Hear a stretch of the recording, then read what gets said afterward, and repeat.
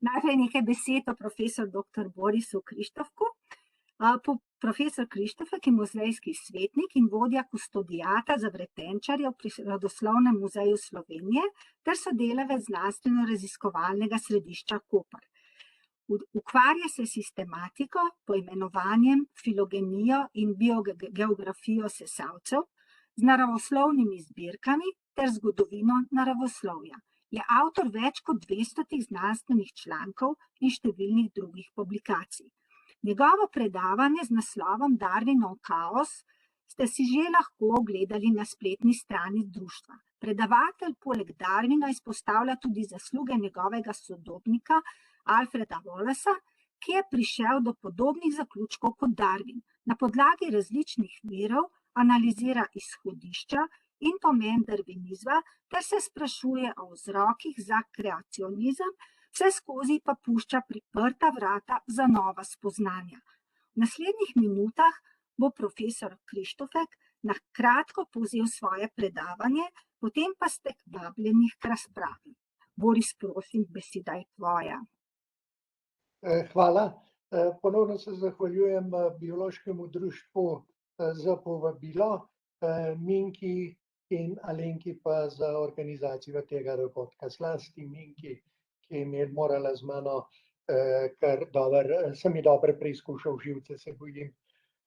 Tako da mene pri Darwinu in Wallaceu najbolj fascinira to, da sta takšno spremembo sprožila dva človeka, ki sta bila po merilih tedanjega časa prirodoslovca. Ona sploh nista bila znanstvenika v pojmovanju svojega časa, nista se ukvarjala s filozofijo narave, kot so se ukvarjali fiziki, kemiki, temveč sta delala v tradiciji linejevskega prirodopisa, historije naturalis, to se pravi opazovanja in pa primerjanja predmetov. Tako da prirodoslovce tistega obdobja, pravi resnični znanstveniki, se pravi znanstveniki, ki so delali z eksperimentom, Newton in razni kemiki, fiziki, sploh niso smatrali za resne znanstvenike, temveč za neke filateliste.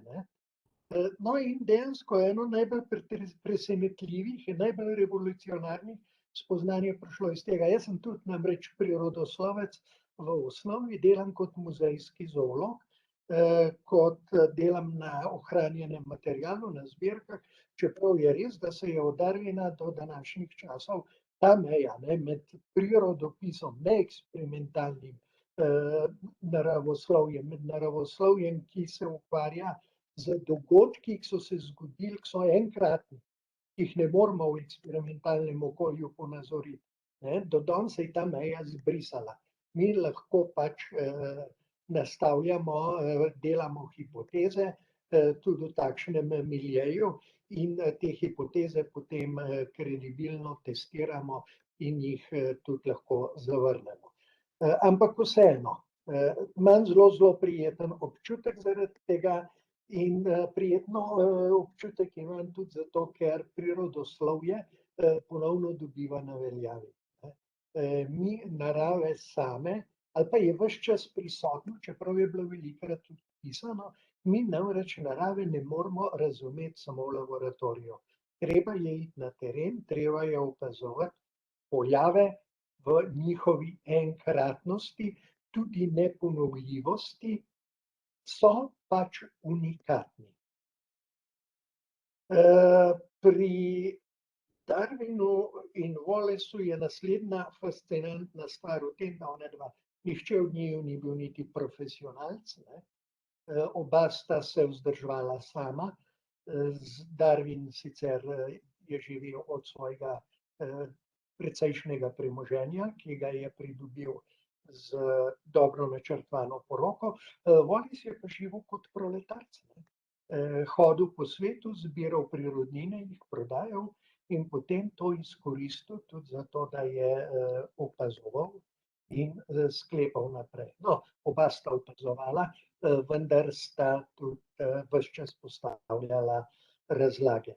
No, seveda, najbolj fascinantno pri njuni razlagi je pa to, da je nekaj tako razlaga, ki temelji na treh tako preprostih mehanizmih, procesih v živem svetu, ne, bila sposobna razložiti nekaj, kar se ji je zdelo največja uganka tistega njunega časa in da je ta njuna razlaga še danes tako zelo težko prebavljiva. Danes zjutraj sem prav po naključju v Slovenskem narodu odkril eno serijo člankov, ki jih je leta 1904 na temo Darwina pisal Gvidon Sajevic, zelo zanimiv naravoslovec, ki je žal umrl mlad, 36 let star, sicer izjemno delaven in propulziven, in on je dejansko piše o Darwinu, ga je sprejel brez kakršnih koli zadržkov, lahko, da je njegov nauk, čeprav je bil v popolni konfrontaciji s tistimi principi njegovega časa.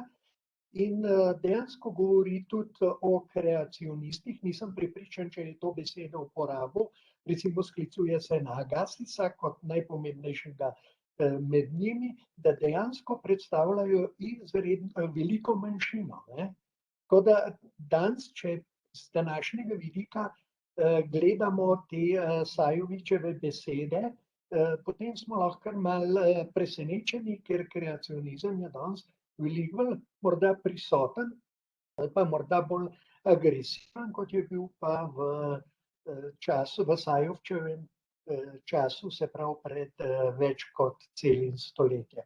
No in raven to je tudi zelo takšna nepričakovana stvar, ne, pri eni znanstveni teoriji, da je mi toliko dolg časa ne moremo prebaviti. Ampak dejansko njene posledice so resnično tako rušilne. Darwin in Wallace sta nam porušila predstavo o urejenem svetu, ki se je v filozofiji in znanosti ohranil v Darwinovem času in se ga še danes ne moremo znebiti. Recimo v predavanju sem dal kot en takšen primer ekološko ravnotežje, ekološka stabilnost, ki sicer ne izhaja iz darwinistične evolucije, ampak gre za to, da je tudi tukaj pač mi želimo nekaj predvidljivega, nekaj urejenega, kar je pa naša popolna utvara. Ta predstava o urejenosti narave pač sega v srednji vek, v to knjigo narave kot dejansko izvršitev božjega načrta in božja kreacija, seveda je bila popolna, to je bila simetrična konstrukt usporednic, paralel in danes mi smo rabili več kot 150 let od Darwina, pa tega še vedno nismo mogli preboleti. To bi jaz, hvala. Ja, hvala lepa. Potem pa lahko kar odpremo razpravo. Zdaj imamo kakšno vprašanje že na chatu? Nimamo? Potem lahko jaz začnem z vprašanji. Mogoče, Boris, danes zelo veliko govorimo o epigenetiki, pa me zanima, kako bi v bistvu epigenetiko nekako umestil v kontekst darwinizma. No, jaz mislim, da gre tukaj pač samo za enega od mehanizmov, kako se geni izražajo. In Darwin, mi dobro vemo, da Darwin ni imel nikakršne predstave o genetskih osnovah. On je vedel, da variabilnost obstaja, on je vedel, da so variante, ki se pojavljajo na novo, da so dedne, ni pa imel nikakršne predstave. On je sicer nekako poskušal to razložiti, ampak ta razlaga je bila popolnoma zgrešena. In jaz mislim, da epigenetika v ničemer na darwinizem ne posega. Vem, da enostavno ne gre za tisto enostavno dedovanje samo DNK. Ampak gre lahko pač, da se tudi tekom življenja pridobljena lastnost eventualno prenese na naslednjo generacijo. Ampak to v sami osnovi v ničemer ne vpliva na darvinizem, na njegovo sporočilo. Ni Ne. v navzkrižju, ne? Ja, jaz se s tem Danes vemo, strinjam. imamo horizontalen pretok genov. Ne. Ja, seveda. So tako zelo enostavne. Narava je nora. Ne. Dejansko, če gremo mi v takšne mehanizme, narava začne delovati ponorelo. To na nek način kot kapitalistična ekonomija, kapitalistična proizvodnja. Aleš, ali slučajno kakšno v chatu jaz nič ne vidim? Ne, zaenkrat Ni še, no, ni še potem nič. vam je še kaj na zalogi. In sicer v bistvu, ali res lahko govorimo o popolnem kaosu, kljub temu, da so nekateri izidi naravnega izbiranja pravzaprav na videz usmerjeni. Ne? Če pogledamo, recimo, če gremo v Mediteran, v različne dele Mediterana na našem planetu, bomo ugotovili, da imamo različne vrste, ki imajo pravzaprav zelo podobne lastnosti, recimo morfologija listov je zelo podobna. Ali pa recimo, ko govorimo o metabolnih tipih rastlin, recimo C4, metabolizem se je razvil pravzaprav na različnih delih planeta, pri popolnoma različnih vrstah, pravzaprav nekje v koncu miocena, ne, pred nekimi 5 milijoni let v istem času. Ne. Kako v bistvu to potem razlagaš? Oziroma, kako to komentiraš, no, mogoče niti ne razlagaš. Tega, kar si povedala, seveda ni mogoče oporekati in temu ne bomo oporekali. S tem sem uporabil kaos. Kaos je seveda težka beseda. Ne. Ja, se zato. S tem, ko sem jo uporabil, sem biti bolj hotel povedati nekaj takega, kar je, mislim, da tudi omenjeno v predavanju. Ne. Da neki procesi, ki dejansko delujejo vsak za sebe, kaotično na nek način. Ja. Variabilnost je kaotična, čeprav vemo, da čist kaotična tudi ni, ker vse mutacije enostavno niso mogoče, ampak so mogoče samo določene in tako naprej. Ampak dejansko in variacija na eni strani in hiperprodukcija na drugi in potem izbor, selekcija, odbor, kakorkoli mu rečemo, na tretji strani, in ko ti vse to povežeš, dobiš eno takšno noro, ponorelo igro, iz katere izide nekaj urejenega. Dejansko Darwin se je tudi je imel v glavi teorije Smitha, Adama Smitha, ekonomske teorije, da dejansko nekaj podobnega, analognega poteka v kapitalistični produkciji, ki je v osnovi dejansko na mikronivoju, vse skupaj izgleda, čeprav vodi, stoji zadaj pohlep. Dejansko na nek način lahko deluje kaotično. Ja, seveda. Vse skupaj pa izpade en urejen sistem, iz katerega države profitirajo. No, zlasti profitirala Anglija, jasno. Ja, tisti, ki se znajdejo. To je tako kot boju za obstanek na nek način. No, nismo še dobili kakšnega vprašanja, potem je še eno, ki se nanaša na tole dinamično ravnovesje v naravi. In sicer v bistvu, če gledamo ekosfero, sestava ozračja, pravzaprav je na nek način en indikator oziroma odraz tega, kaj se dogaja na planetu. To se pravi, koliko je nekih katabolnih, anabolnih, razgradnih, izgradnih procesov na planetu. Zdaj, kako si pa razlagaš to relativno stalno sestave ozračja, kljub te kaotičnosti, pa v bistvu neuravnoteženosti sistema, ampak ta indikator, ki je izjemno občutljiv, izjemno tanek, izjemno res en senzibilen indikator, se pravzaprav v zadnjih 20 milijonov let ni skoraj nič spremenil, oziroma se je v zadnjih 150 letih skoraj več. Tako da, mislim, se pravi, kljub vsemu je v bistvu neko ravnotežje, če gledamo iz tega zornega kota. Zdaj, jaz se o ekologiji s tabo niti ne mislim prerekati. Ti si ekologinja, jaz sem zoolog. Ampak, kolikor jaz poznam vse skupaj, recimo to vprašanje, ki si ga začela, je zanimivo tudi stališča varstvene biologije, prav to ravnovesje. In ravnovesje je teoretično mogoče takrat, kadar sta asimilacija in disimilacija enaki v ravnotežju. To pa ponovadi v ekosistemih niso. Ne. Ekosistemi so tudi za neko ravnovesje preveč odprti. Na vsak način tukaj je odvisno vse skupaj seveda od nivoja problematike. Ne. Ampak verjetno se boš strinjala, da vsi varstveni načrti, ki so predvidevali doseganje ravnovesja v nekem ekosistemu, da enostavno si niso obnesli. Sistem samega sebe ne bo ohranjal v ravnovesju, predvsem ne takšnem, kakršnem si mi želimo. To definitivno ne. Ker je preveč odprt. Mi ves čas moramo potem van intervenirati. Ne.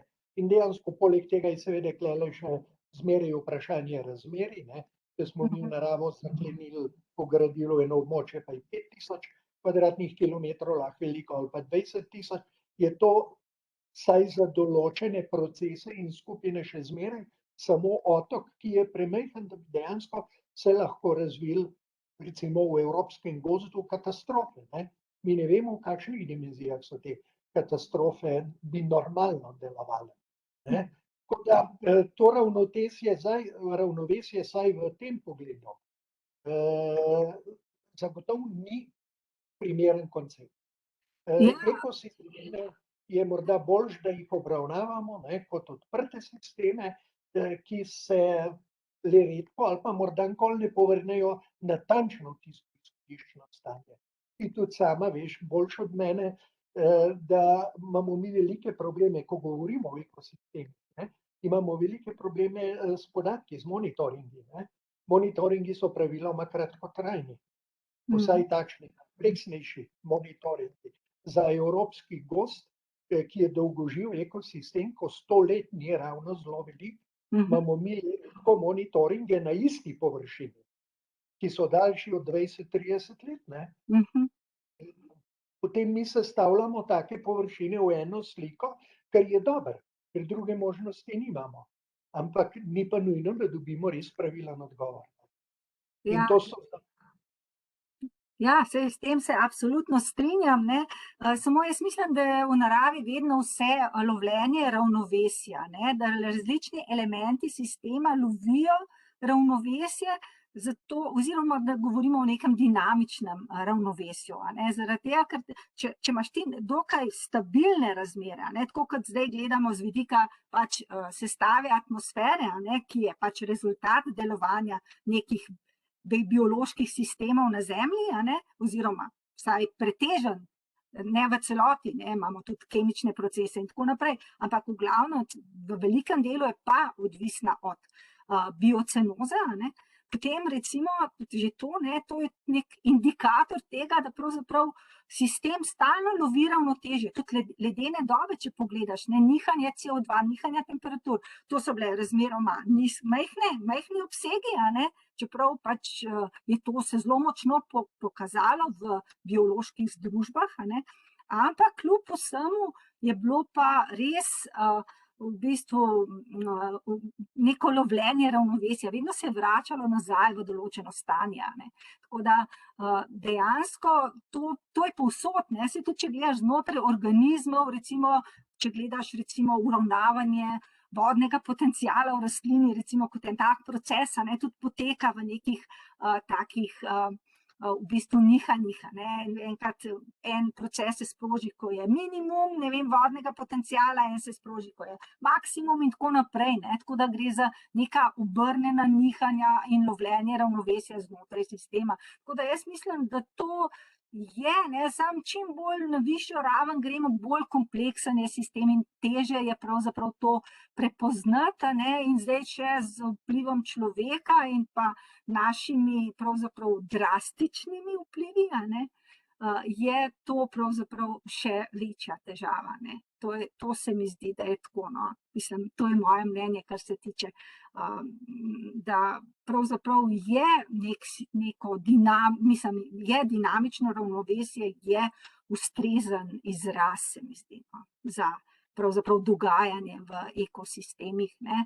Zdaj, predvsem v intaktnih, ne, v tistih, kjer imamo pa mi močne vplive, takrat pa pride, ampak spet teži k nekem stanju, a ne, ki ni nujno enako prejšnjemu, ampak se približuje neki optimizaciji rabe virov in energije, ker se mi zdi, da ta optimizacija rabe virov in energije je pravzaprav tisti glavni dejavnik, ki pogojuje pravzaprav to dinamično ravnovesje v sistemu, ne.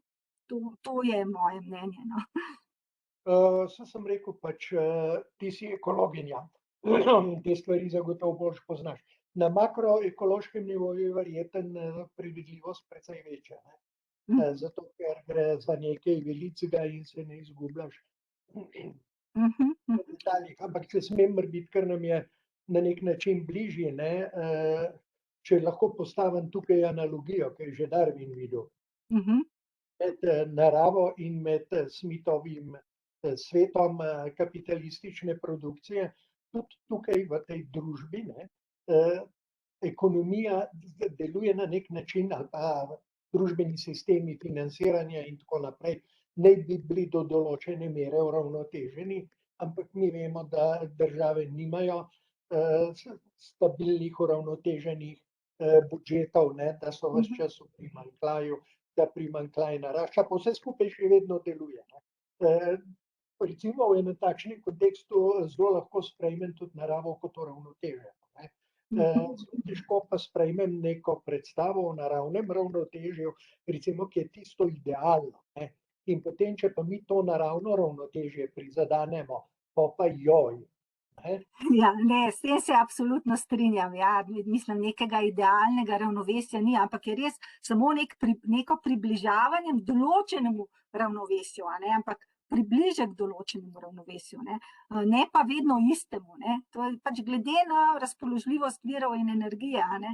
Tudi v državah vidimo, a ne, ko se ena država opomore iz krize, je to ponavadi vedno na račun nekoga, ne.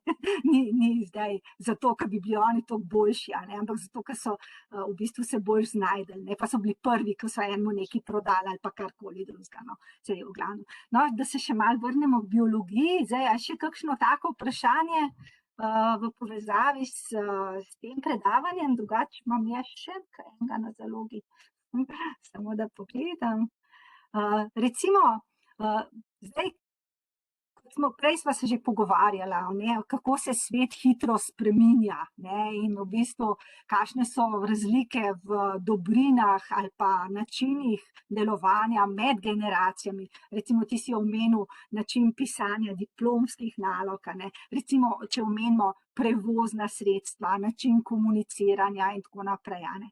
Zdaj, v bistvu, kakšni so pol učinki mehanizmov evolucije pri človeku v tem hitro spreminjajočem se okolju? Kaj ti misliš?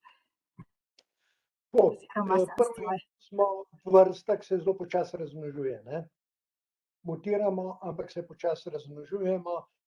Učinek negativne selekcije je majhen, zanemarljiv, ne. Pač zahvaljujoč medicini, nivoju življenja, ki ga živimo, ki je zelo udoben, zelo varen in tako naprej, ne. Mislim, da se pri nas pojavljajo, da se povečuje variabilnost, ne, znotraj vrste, ker se pač določene mutacije akumulirajo, to se je zavedanje o tem se je pojavilo že v času Darwina, ne. Vendar so potem družbene implikacije tega tako zelo neprijetne, da je o tem danes tudi kar malo nevarno govoriti, ne. Ampak dejansko, da mi evoluiramo, jaz mislim, da mi sami tako hitro spreminjamo okolje, v katerem živimo, ne, da tudi če bi se dejansko spreminjali, tega ne bi zaznali, ker mi tisto celoten okvir tako bliskovito spreminjamo, ne. Zato, ker v bistvu naše prilagoditve v bistvu izhajajo pravzaprav iz popolnoma drugega načina življenja, ne. Pa seveda. Absolutno, ne, in v bistvu to je recimo tudi, če bi Zdaj nisem psiholog, ne, ampak jaz mislim, da mora biti to tudi iz psihološkega vidika en razkorak znotraj sistema, ne, pravzaprav, da pravzaprav reagiramo, ne, na recimo strah, recimo, kako se pojavlja in tako naprej, ne, čisto v drugih razsežnostih, kot smo pač, ali pa v drugem okolju, kot smo reagirali, recimo kot lovci in nabiralci, recimo.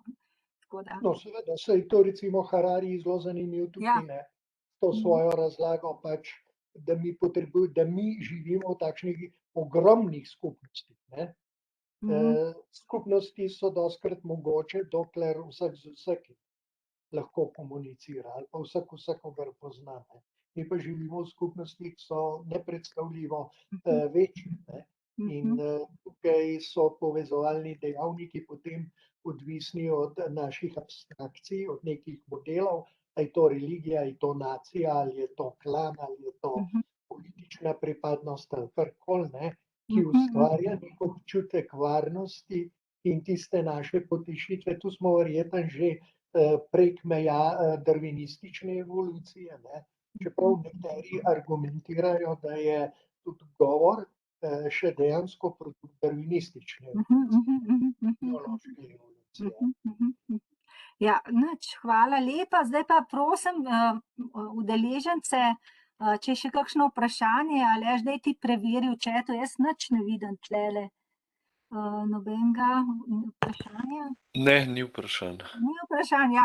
Boris, očitno si vse tako jasno in lepo razložil, da niso imeli pomislekov, ko zaenkrat bi se tebi zahvalila za tale del, pa bi šli kar počasi na drugi del predavanj.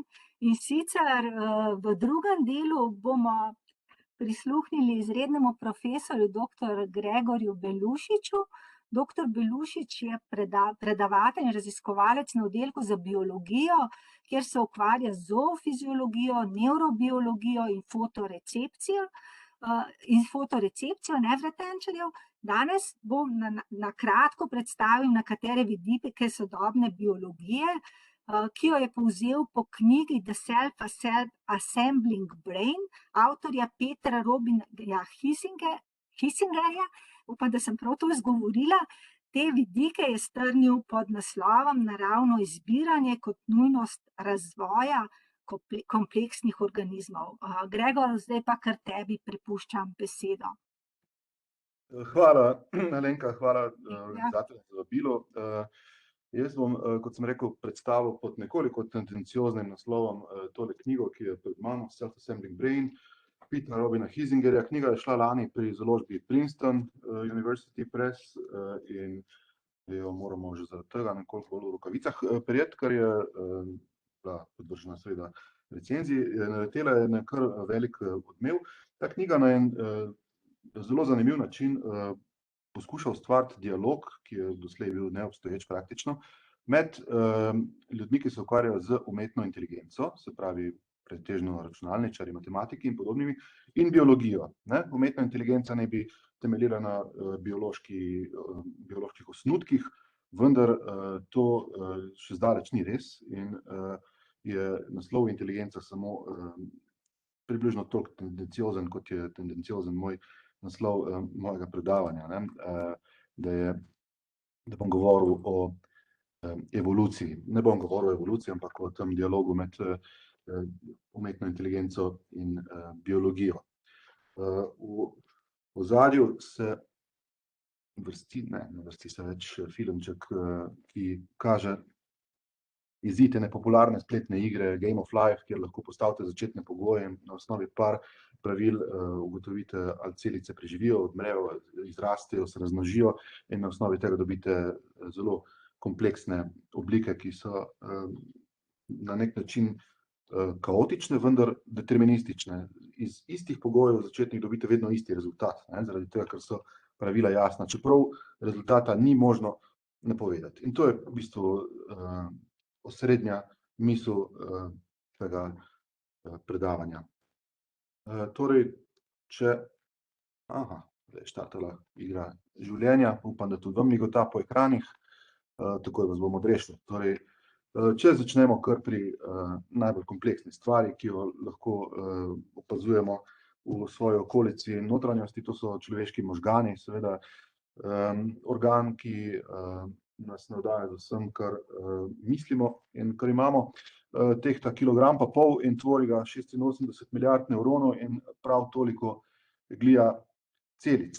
Ta organ je presenetljivo podoben samemu sebi in nezgrešljiv, čeprav v tej kompleksnosti teh 160 milijard, 170 milijard celic, pa 20 tisoč sinaps na piramidalno celico v skorji, težko pravzaprav dojamemo, kako je možno kaj tako kompleksnega zgraditi na osnovi kodirajočega genoma in vse ropotije, ki jo imamo v celičnih jedrih. Zgradba možganov je deterministična, torej rezultat je nekako vnaprej znan, o čemer nas poučujejo recimo enojajčni dvojčki, ki so si med seboj izredno podobni, pa seveda tudi različni, ampak priznali boste, da je v veliki meri ta kompleksen organ zgrajen tako, da je rezultat možno napovedati. Seveda današnja sodobna biologija ne zna napovedati izida, kakšni bodo možgani na osnovi tega sekvenirane DNA posameznika. Daleč od tega. Vendar pa se bomo strinjali, da iz istih spolnih celic iz iste zigote nastane približno enak rezultat. Ampak kje je zdaj načrt za te možgane? Kje so podana navodila za možgane? V genomu, če se spomnimo, imamo po nekaterih parcialnih dognanjih 20 tisoč genov, ki kodirajo beljakovine, pa približno toliko genov, ki kodirajo regulatorno RNA, recimo to je malo bolj sodoben dodatek, skratka nekje okrog 46 tisoč kodirajočih genov, ki še vedno tvorijo 1, 2, ne vem, par procentov vsega celotne sekvence. O preostanku lahko samo ugibamo.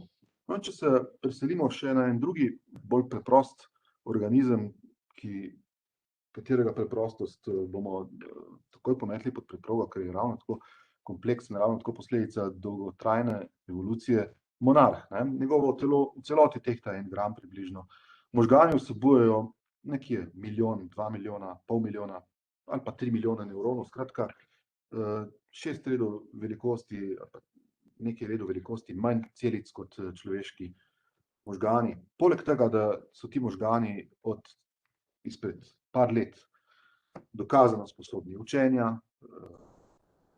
kompleksnega vedenja, vsebujejo recimo še nekaj, čemur se lahko reče filogenetski spomin, kajti vemo, da monarhi migrirajo čez severnoameriški kontinent v več generacijah in generacija, ki pripotuje do skrajnega severa svojega areala, se nenadoma odloči in migrira v predvidljivem vzorcu nekaj tisoč kilometrov v osrednjo Mehiko, kjer prezimuje v enem dišavju. Torej, monarh, ki ničesar ne ve o zemljevidu kontinenta, na katerem se nahaja, bo šel zanesljivo v smeri proti jugu in potoval po točno določenih poteh do točno določenega cilja. In kje je poleg načrta za možgane tega monarha vsebovan še načrt za njegovo pot, je seveda popolna uganka. Vendar, kot bomo videli, počasi si lahko začenjamo predstavljati, kje je to vsebovano, torej ta filogenetski spomin. Problem, ki ga naslavljamo, je zadeval dizajnerje umetne inteligence od vsega njenega začetka pred dobrimi 70 leti od njenega rojstva. Torej, živčne mreže, ki so jih brihtni ljudje zaslutili, še preden so bile dokazane sinapse in podobni mehanizmi, so velika uganka in dizajn umetne inteligence temelji na dveh v izhodišču skreganih konceptih. Prvi koncept je to, da dizajner postavi nevedno nevronsko mrežo, ki se potem iz učenja, iz izkušnje z ojačitvami, z kaznimi za napačne odločitve nauči nečesa in deluje potem kot črna skrinjica, ki iz sebe pljune tisto, kar od nje zahtevamo. Take mreže so danes najpogosteje v uporabi, uporabljate jo v vsakem trenutku svojega dneva, takrat, ko uporabljate pametne naprave, se lahko zavedate, da umetne nevronske mreže določajo več, kot bi si upali in želeli pomisliti. Torej, vodijo naša socialna omrežja, prepoznavo obrazov, prepoznavo pisav in tako naprej. Vendar te mreže so rojene popolnoma nevedne, tabula rasa. Drugi koncept je pa, da nek dizajner postavi mrežo, ki nekaj vnaprej ve in se na osnovi tega okvira poskuša nekaj izboljšati, boljše vedeti in ustvariti nek presežek. Torej, vprašanje se glasi v angleškem jeziku preprosto formulirano nature versus nurture, torej kaj je prirojeno in kaj je naučeno. Mreža, kakršno jo danes poznamo in ki temelji umetne inteligence, se imenuje perceptron. Perceptron temelji na zasnovi živega organizma, ki ima na eni strani čutila, na drugi strani efektorje, vmes integracijski center, ki ga tvori neka nevedna matrika vseh možnih povezav in naprava, ki je bila izdelana v 50 letih na osnovi predloga Franka Rosenblata, je dejansko kup žičnatih špagetov na levi strani našega ekrana, muzejski primer, ki je pa pravzaprav vseboval vse, kar moderni perceptroni vsebujejo. Moderna umetna inteligenca temelji na virtualnih perceptronih, torej na nizih nevronov, ki so lahko nameščeni v več slojih in iz vhodnega sloja, kjer prejemajo vhodne podatke, dajo nekaj na izhodu, vmes pa našim očem in pameti skrito se dogajajo neke operacije, do katerih je mreža prišla na osnovi učenja. Torej, mreža je dobivala ves čas vhodne podatke in nek opazovalec je mreži povedal, ali so rezultati ustrezni ali niso ustrezni. In mreža je na ta način ojačala nekatere povezave, druge pa ošibila. Danes se mreže znajo tudi že same učiti, imajo tudi tako imenovane rekurzivne povezave, se pravi povratne zanke znotraj, so bolj kompleksne in že malo bolj podobne pravemu živčevju, vendar v osnovi so to perceptroni. Torej, vprašanje nature versus nurture je doživelo v sodobnih nevronskih mrežah, ki so stare recimo 10 let. Nedvomno potrditev v nurture, se pravi priučeno. Problem nevronskih mrež, ki je prisoten tudi na konferencah, je, kako narediti živčno mrežo bolj inteligentno. Torej, perceptron, ki je osnova sodobne umetne inteligence, ni primerljiv z naravno inteligenco, zaradi tega, ker je vnaprej neveden, ne premore tako imenovane zdrave pameti. To, kar živi organizmi nedvomno premorejo. Naravna inteligenca ni nevedna, ni enaka perceptronu. In Ray Solomonov in kolegi, ki so Rosenblatovo idejo povozili v 60 letih in je prišla nazaj v področje resnih raziskav šele v 2000 letih, so sami priznali, da z perceptronom dizajnerji umetnih mrež ne bodo prišli dlje od tega, kar imamo danes, torej velika pamet, ki pa je manjka neka osnovna zdrava pamet, da o kakšnih filogenetskih spominih niti ne govorimo. Torej, današnja umetna inteligenca so še vedno napredni perceptroni. Umetni inteligenčarji pravijo ob kavi, mi lahko preskočimo nepotrebne biološke komplikacije, ni potrebno simulirati nevronov do posamezne molekule, do vsake sinapse, to je nepotrebna biološka navlaka, s katero ne bomo prišli daleč. Današnja umetna inteligenca lahko v mnogočem prekaša naravno pamet, ampak kljub temu pa priznavajo, da ta zdrava pamet, to pa še vedno manjka. In če ste kdaj poskušali v kakšen spletni program za sintezo glasbe, za besedil, karkoli dati, vhodne podatke ste v glavnem verjetno videli, da so stvari precej neužitne. Zdaj seveda se lahko pogovarjamo še 10 let, je to stvar inkrementalnega napredka, ali bo to res zdaj postalo bolj pametno po zdravi pameti ali ne. Jaz malenkost dvomim, ampak ne bom nič definitivno rekel. Bolj me zanima v tem trenutku, kaj se lahko naučimo iz tega spopada med eno in drugo zasnovo umetne inteligence, torej nature versus nurture. V biologiji smo nekako doma z centralno dogmo molekulske biologije, ki se glasi, informacije vsebovane v sekvenci DNA se v procesu transkripcije in translacije, na koncu prevedejo do proteinov, seveda z vsemi sodobnimi dodatki, kot je posttranslacijska modifikacija, izrezovanje intronov, alternative splicing in tako naprej, tudi kakšno povratno zanko se da tukaj narisati, saj vemo, da se lahko tudi RNA pod določenimi pogoji s pomočjo kakšnih transkriptaz prepiše nazaj v DNA in tako naprej, ampak dogma v bistvu nas uči o tem, da DNA kodira proteine.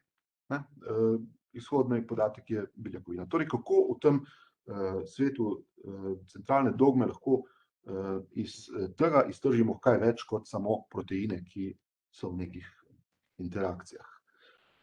Seveda boste večinoma z mano, če takoj na začetku rečemo, da genom ni načrt, genom ni blueprint. Torej, tisto, kar inženir potrebuje za narediti neko napravo, je blueprint, torej načrt dobeseden, kjer je pozicija vsakega elementa določena z pozicijo v dvo- ali pa trodimenzionalnem kartezijanskem koordinatnem sistemu in iz tega bo nastala delujoča naprava. Vendar DNA vsebuje seveda navodila za sintezo proteinov, ampak za razliko od načrtov, blueprintov v DNA in rezultatu, ki ga imenujemo življenje, ni ustreznega mapiranja ena na ena med vsakim elementom, ki tvori življenje, in sekvenco DNA. Kje je potem ta manjkajoča informacija? Tisto, kar prepogosto pozabljamo v biologiji, je, da DNA v bistvu poleg proteinov, ki jih kodira, vsebuje namesto direktnega načrta navodila za rast, razvoj in diferenciacijo tkiv in organov. To je pa nekaj tako radikalno drugačnega, da se ne moremo več pogovarjati v okviru centralne dogme. Treba je ten nivo dlje. Pred seboj imate ilustracijo razvoja, diferenciacije, rasti, prve optične nevropile pri vinski mušici, kot enem centralnem organizmu teh študijev, se pravi, veda, ki se imenuje razvojna nevrobiologija, je posvojila vinsko mušico kot enega poglavitnih organizmov in recimo danes si predstavljamo nastanek prvega živčnega preklopa med mrežnico in možgani v tej muhi kot dogodek v razvoju, kjer niz zarodnih celic, torej to so tele lilaste celice, najprej doživi proliferacijo, se pravi razmnožitev, potem se postavi urejene nize in potem pa se počasi diferencira. Ena celica izloči nek faktor, ki modulira svoje sosede, na osnovi tega se zgodi nekaj drugega z naslednjo in tako naprej dobimo iz niza preprostih celic diferenciran niz nevronov z jasno definirano funkcijo in obliko.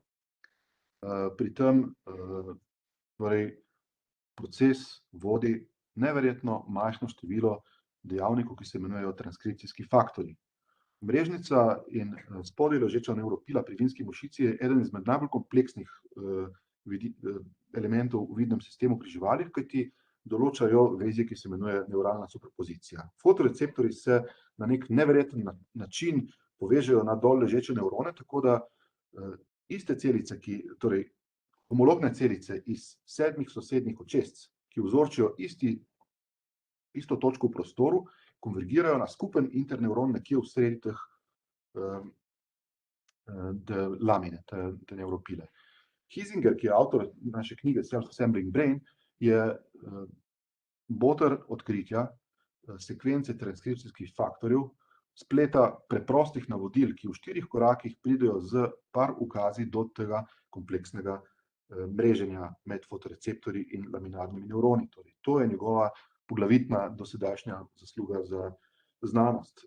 Na osnovi knjige Self-Assembling Brain je pa seveda prejel tudi na osnovi te knjige in na osnovi dobrega predloga je dobil ERC projekt, ki bo to naprej študiral doma v Berlinu na Freie Universität. Torej, če povzamemo, iz zarodne celice s procesom proliferacije dobimo niz nekih enakih, približno enakih celic. V tem nizu recimo imamo ukaz, ki reče, z leve strani naj nastanejo 4 drugačne celice, ki smo jih tokrat obarvali v rdeče. V naslednjem koraku sledi ukaz, če so 4 med seboj enake sosede, potem bosta 2 osrednji sosedi postali drugačni, med rdečimi rumene, med modrimi zelene. Se pravi, smo z 3-4 ukazi dobili niz, ki je porodil iz ene zarodne celice nekaj bolj kompleksnega. Informacija, ki je sestavljena iz niza rdeča, rumena, rumena, rdeča in tako naprej, je bila stlačena v 4 preproste ukaze. Temu rečemo razvojni program oziroma algoritem. Torej, že slutimo, da ne potrebujemo dobesedne pozicijske informacije za vsak nevron in njegovo usodo, kak naj bo, kje naj bo, ampak lahko to naredimo z preprostimi koraki. Temu pravimo algoritemsko kodiranje informacij. Če se za trenutek preselimo v svet binarne logike, bomo uporabili namesto zarodnih celic in njihovih potomcev ničle in enice. Iz ničle smo v procesu proliferacije dobili niz, v nizu smo s par ukazi dobili 4 enice, 4 ničle in tako naprej, kompleksno zaporedje. Torej, tukaj lahko govorimo o različno kompleksnih nizih. Prvi niz celic, recimo rezultat, ki se glasi iz 10 ničel pa 10 enic, ta niz lahko seveda dobesedno zapišemo z 20 biti, kjer je za vsak bit podana vrednost. 10 ničel, 10 enic. Algoritemska kompresija te informacije je sila preprosta. 10 krat nič, 10 krat 1. Se pravi, namesto 20 bitov smo porabili par bitov za to, da smo rekli stroju, ki bo porodil tak kompleksen niz, naredi 10 krat ničlo, 10 krat enko. Ni nobenega problema. Ne? Kaj pa, če imamo druge vrste niz, ki bolj spominja na biološko kompleksne nize? Recimo nič, 1, 1 in tako naprej, nekaj, kar nima nobene logike, kot decimalka števila pi. Dobeseden zapis takega niza bo porabil natančno 20 bitov, ker ni nobenega načina, da to informacijo stisnemo. Kaj pa, če jo lahko stisnemo z algoritmom? Kaj pa, če namesto 20 bitov za ta niz uporabimo samo par ukazov in v par ukazih pridemo do enakega rezultata.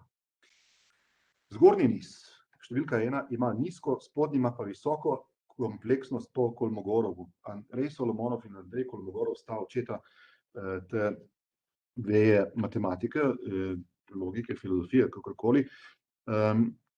Skratka, niz, ki ima visoko Kolmogorovo kompleksnost, terja veliko prostora za dobeseden zapis. Seveda naše biološki nizi imajo kar se da visoko Kolmogorovo kompleksnost, ker so praktično nestisljivi.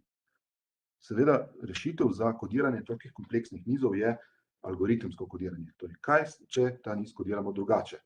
Steven Wolfram, ki je oče programa matematika, ki je poglavitna lopata na fakulteti za matematiko sodobni, je te povzetke povzel v knjigi A New Kind of Science iz približno leta 2000, kjer je govoril o tem, da je algoritemsko kodiranje informacij verjetno prava pot za doseganje neke kompleksnosti brez pretirane porabe in redundance v zapisu. Sam je bil in še vedno skeptik, da je v bioloških sistemih možno kaj na ta način doseči, ampak mislim, da so ga do današnjega dne že preupili. Torej, v bioloških sistemih je informacija kodirana algoritemsko in to omogoča izredno kompresijo informacij. Nize lahko, recimo, kodiranje z algoritmi v nizih lahko ponazorimo z par primeri. Primer, ki ga imamo pred seboj, se imenuje pravilo 110. Pravilo 110 je niz navodil, kjer iz izhodiščnega niza, kjer imamo recimo je to 8 krat 3 bite, se pravi 24 pozicij, imamo ničle in enice, izhodiščno stanje. In potem ta celični avtomat bere predhodnika v bralnem okvirju po 3. Če so v predhodnem nizu 3 enice, je spodnji rezultat ničla. Če je 1, 1, nič, je rezultat enica. In tako naprej. Splet navodil, ena izmed številnih možnih navodil. To pravilo 110 bo porodilo v naslednjem, v potomcu izhodiščnega niza, bolj kompleksen niz in ta kompleksnost potem neprekinjeno narašča. Torej, spodnja tale matrika vsebuje niz očitno praznih kvadratkov, ki simbolizirajo ničle, potem eno enko in potem same ničle. Naslednji potomec vsebuje že 2 enici in potem se stvar zakomplicira. Tale niz je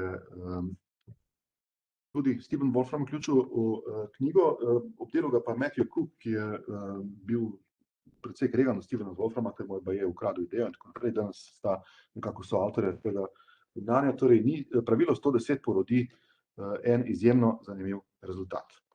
Ta rezultat je na meji stabilnosti in kaosa. Če namesto ničl in enic gledamo bela in črna polja, ugotovimo, da imamo na levem robu neko belino, ki se postopno zapolnjuje, na levem robu za neko predvidljivo čipko, potem en velik del tega polja zauzema en dolg čas, ki se ga da stisniti, to preprosto pravilo, potem pa imamo na meji tukaj vmes eno stvar, ki se nekako noče in noče ponoviti, torej je na meji kaosa, ker se razvija brez kakršnekoli možnosti ponovitve.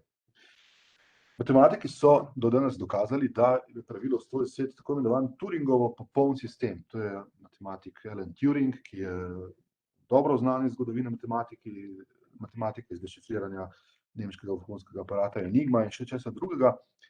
Turingovo popoln sistem je sistem, ki je po njegovem sposoben kateregakoli izračuna. To pomeni, da lahko iz nekih začetnih podatkov lahko pridelate v dovolj ponovitvah teh iteracij enega in istega navodila, katerokoli številko. In to je dokazano. Torej, ta niz je sposoben kateregakoli izračuna. Vendar, edini način, da izvemo, kakšna je vrednost, ki jo dobimo iz vhodnih podatkov v poljubnem koraku, recimo koraku številka 2034, je, da pustimo, da se program oziroma algoritem odvrti do konca. Sodobna matematika nima nobenega orodja, s katerim bi lahko v enem koraku po bližnjici izračunala, kakšen je rezultat po toliko in toliko ponovitvah tega algoritma. Torej, nimamo nobenega orodja in da se da to celo dokazati, da ga nimamo, da ga nikoli ne bomo imeli, da bi lahko takoj izvedli, kaj se zgodi v 2034. koraku. Torej, to pomeni, da se tega algoritma ne da optimizirati z načrtovanimi posegi v navodila, ker je rezultat na koncu popolnoma nepredvidljiv. Edini način, da rezultat izvemo, je, da pustimo, da se algoritem odvrti do konca. In pred sabo imamo po eni strani močno metaforo biološkega sistema, kjer moramo organizmu pustiti, da se razvije in izraste do konca, zato da izvemo, kakšen bo končni rezultat. Če si kdo predstavlja, da lahko z spremembo navodilu DNA naredimo superinteligentnega potomca najbogatejšega človeka na svetu, ki bo imel največ žena, tako kot Džingis Kan, in bo potem botroval vsemu potomstvu človeštva, potem smo se zmotili, ker je to matematično nemogoče, se ne da napovedati tega. Edini način je, da pustimo, da se algoritem zvrsti, torej z poskusom in napako. In matematika torej nas uči o tem, da tega orodja nimamo in to lahko po mojem hvaležno sprejmemo. Problem je v tem, da algoritmi niso klasične matematične funkcije. Če se s tem ukvarjate, vas bo mogočni algoritem YouTubea takoj zasul z reklamami za videe na temo The simplest math problem no one can solve.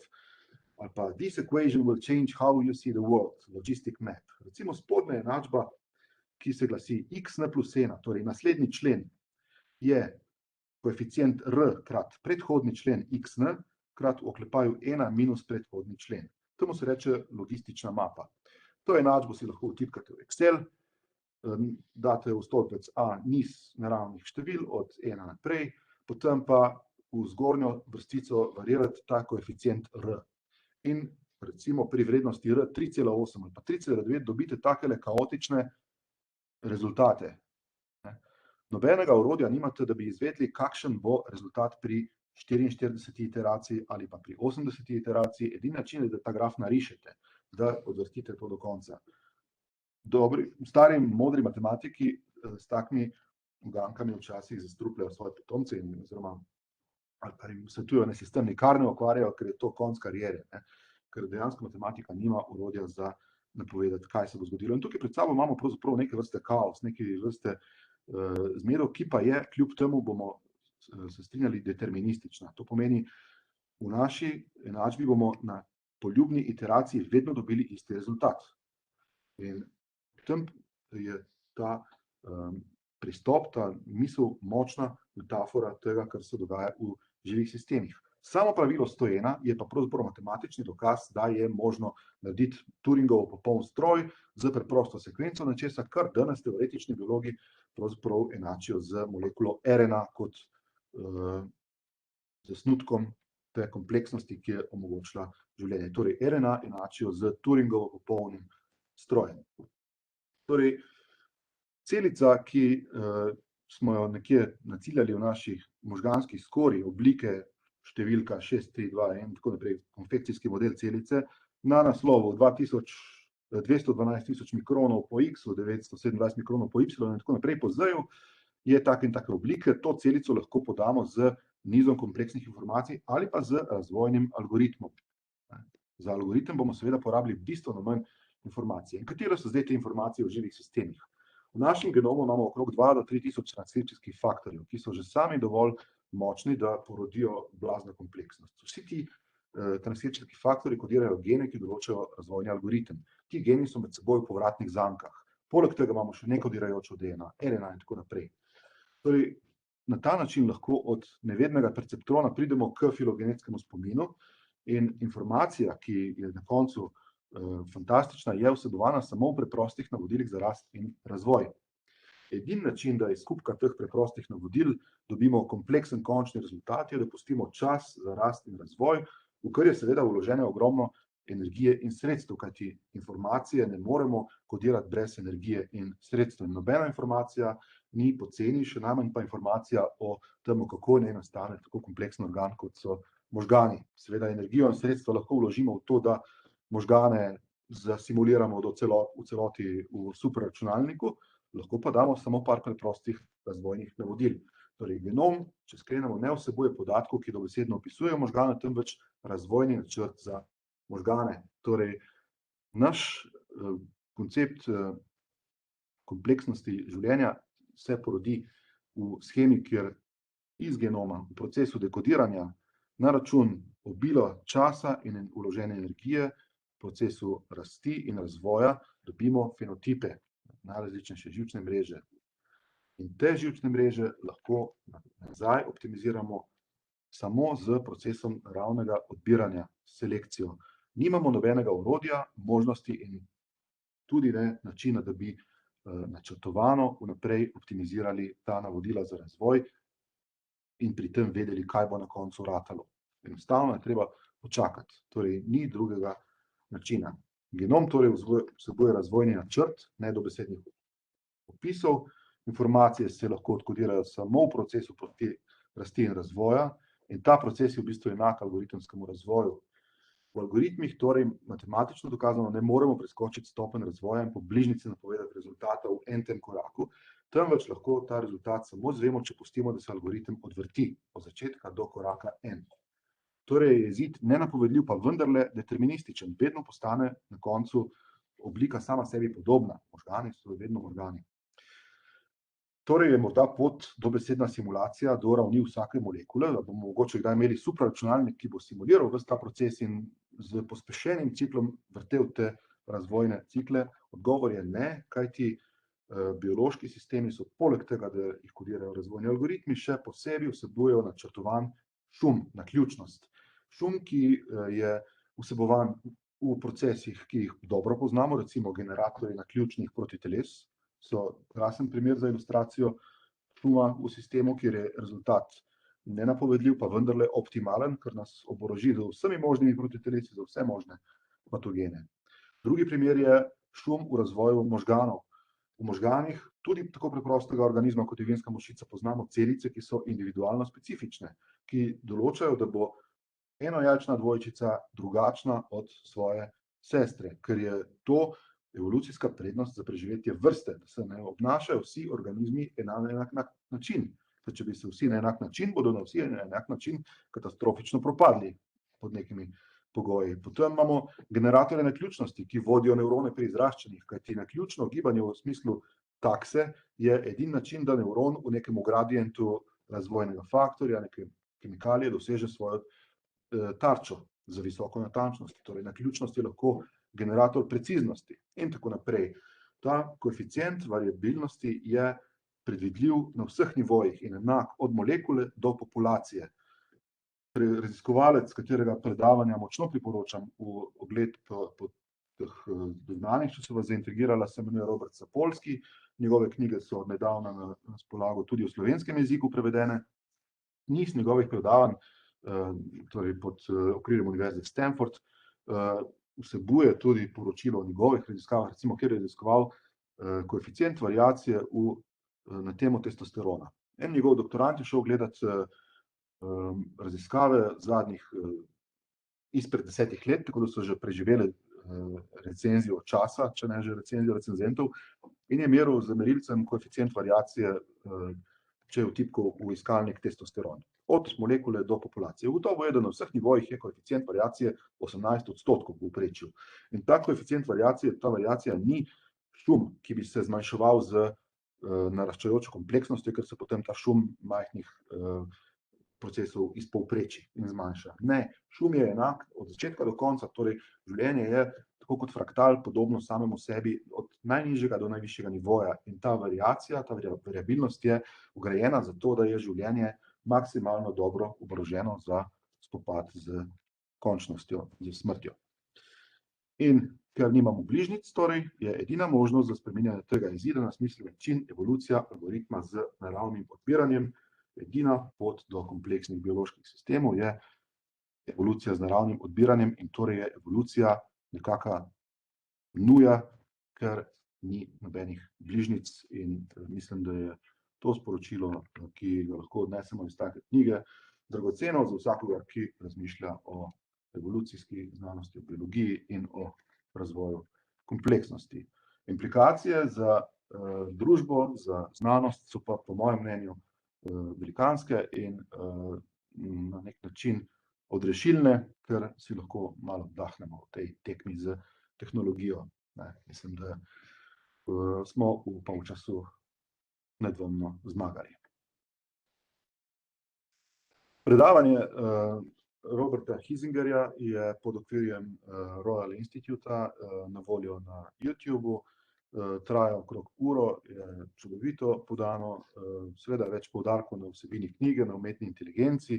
Jaz sem potegnil tisti vidik, ki mi je pasal ob tem današnjem prazniku, noter je pa še ogromno ene zanimive zgodovine znanosti in zanimivega dialoga, ki pravzaprav ga ni, odsotnosti dialoga med tehniko in biologijo. S tem sem nekako zaključil svoje predavanje.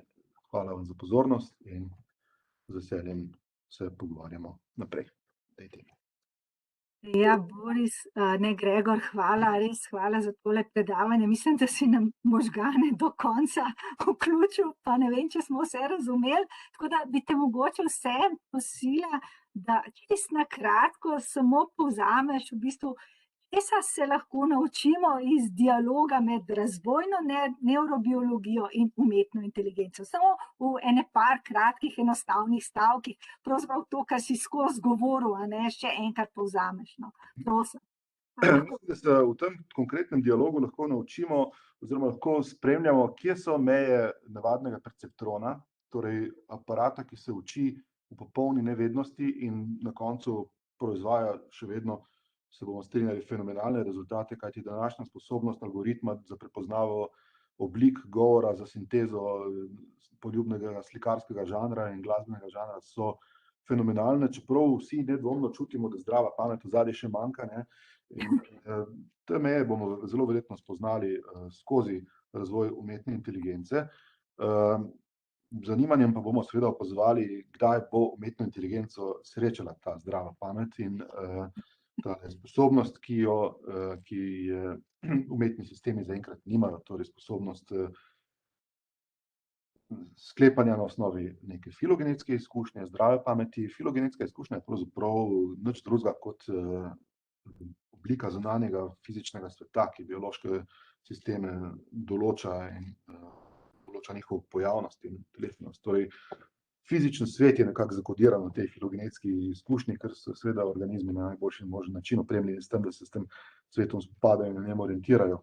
In zato lahko pač zanimanjem opazujemo ta dialog. Tisto, kar pa česar nas ta dialog odrešuje, je pa po mojem mnenju skrbi zato da bi tehnologija preveč posegla v naša življenja in jih naredila neznosno deterministična naprej. Ja, hvala. A potem še zdaj ne vemo čisto točno, na čem temelji zdrava pamet oziroma naravna inteligenca, no? Temelji na milijardah let evolucije, ne? Saj Ja, ni drugega načina, ne? Ja, Zorica Potisk je navdušena nad predstavljenimi dokazi. Ja, glede dokazov se lahko debatiramo, ne? Ne vem, je to še vedno dokaz ali je to samo ena močna metafora, ne? Pravilo 110 je dokaz, ne? Tako da to pravilo 110 nam v matematičnem smislu dokazuje, da lahko dobimo z preprostim nizom navodil poljubno kompleksnost. In to je super, ne? Dejansko to intuitivno biologi čutimo ves čas in nekako se zavedamo, da je ta biološka kompleksnost neulovljiva, ampak mislim, da se počasi približujemo trenutku, ko bomo lahko to napisali na papir, ne? Kot so zdaj poskusili. Mislim pa, da ti koncepti, ki sem jih razložil, z malenkost intervencije pedagoškega čuta niso pretežki za predfakultetni nivo. Ne bom rekel za osnovno šolo, ampak mislim, da gimnazijska biologija bi lahko počasi posvojila nekatere elemente, ker mislim, da je to znanje del državljanske pismenosti. Ker bi se moral vsakdo zavedati, kje so meje tehnologije in kje so meje biologije. Ja, hvala lepa. Aleš, imamo še kakšno vprašanje? Aleš? Ne, ni nobenega, ja. No, ste pa tako jasni, da dejansko, ali pa preveč komplicirani, ampak, ali pa, ne vem, skratka, očitno so udeleženci razumeli oziroma dojeli, kar ste želeli povedati, tako da na tem mestu bi se potem vsem zahvalila, če bi kdo še karkoli komentiral, prosim. Če ne, res moja najlepša zahvala predavateljeva, profesor dr. Borisu Krištofku in izrednemu profesorju dr. Gregorju Belušiču za res zanimivi predavanji, za razpravo, dr. Alešu Kladniku za tehnično pomoč, res brez njega bi bili mrzli čisto po domače, in seveda vsem udeležencem za vašo prisotnost. Zdaj vabim vas tudi k ogledu posnetkov dosedanjih predavanj in poslanic, ki so na naši spletni strani, in seveda vas vabim na ponovno snidenje v letu 2023. Tako da še enkrat hvala vsem udeležencem, da je pač ta dogodek izvenel, kot ste videli, da je izvenel. Hvala lepa.